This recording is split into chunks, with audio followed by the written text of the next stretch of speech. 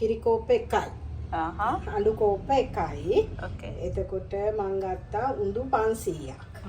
උඳු 500ට දාන්න ඕනේ ඇඹුල් සෙල් ගෙඩි 4ක්. හරි උඳු ටික බ්ලෙන්ඩර් කරගන්නේ ඇඹුල් කෙසෙල් ගෙඩිය දාලා පොල් කිරි ටිකක් දාලා වතුර චුට්ටකුත් දාලා උඳු ටික බ්ලෙන්ඩර් කරගන්න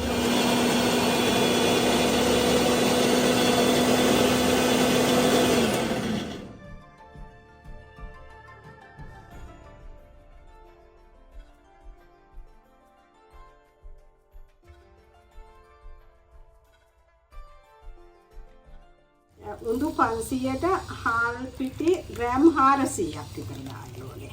දාලා අනලා පැය 4ක් විතර තියන්න ඕනේ. දැන් ওই ටික කොච්චර වෙලා තියලාද? දැන් පැය 3ක් විතර තියලා තියෙන්නේ 4ක් විතර. හරිද? ඒ කියන්නේ දැන් තව පොඩ්ඩකින් මේක හදන්න පුළුවන්. දැන් මම ඔයාලට එකක් හදලා පෙන්නන්නම්කෝ. හරි ඊට පස්සේ මේකට පාන් පිටි අර 4ක් දානකොට පාන් පිටි ග්‍රෑම් 100ක් විතර. පාන් පිටි දැම්මම අර මෙලෙක් ගතිය පොඩ්ඩක් හිටිනවා.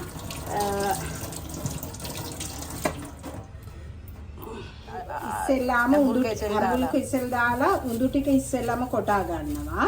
කොටා ගත්තට පස්සේ තමයි මේ මොනවාද උඳු ටික ඇඹුල් කෙසෙල් ගෙඩි දාලා කොටලා ඒකට හාල් පිටි ග්‍රෑම් උඳු ග්‍රෑම් 500කට හාල් පිටි ග්‍රෑම් 400ක් විතර දාලා අනලා පැය 4ක් විතර තියනවා. හරි තියලා ඉවර වුණාට පස්සේ තමයි මේ බලන්න දැන් තමයි පාන් පිටි එක් කරන්නේ. පාන් පිටි එක් කරන්නේ පුච්චන්න ලෑස්ති. මේ කියන්නේ මේක තෙලේ බදින්න ලෑස්ති වෙලා.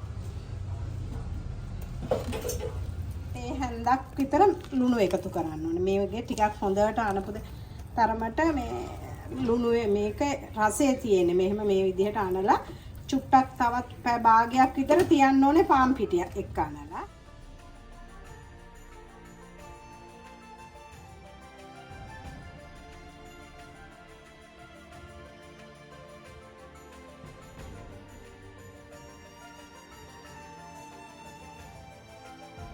මේක මේ විදිහට බැදෙන්න ඕනේ. එතකොට මම අර මුලදී කිව්වා වගේ බේකින් පවුඩර් අරව මේවා මුකුත් ඕනේ නැහැ.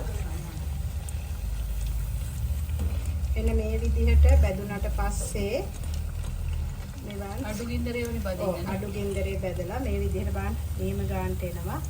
ඊට පස්සේ